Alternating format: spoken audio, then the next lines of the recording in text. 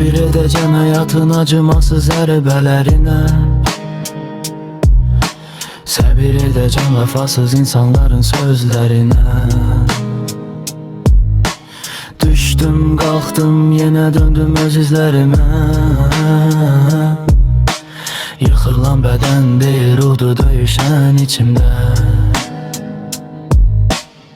Gecələr şahiddir səssiz dualarıma.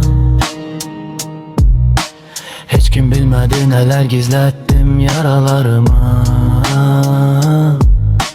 Gülüş taxdım üzümə, qan axsa da qəlbimdə.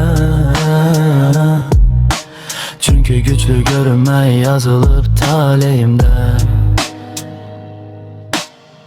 Dost dediklərim yox oldu bir anda. Həqiqət öyrətdi güvənmə hər insana. Sükutum danışdı sözlərim susanda. Allah gördü hər şeyi, qaldım onun yanında. Bu yol tikanlı olsa da geri dönmərəm. Qırılan ümidlərimlə belə yenə sönmərəm. Məni yıxmaq istəyənlərə bir sözüm var.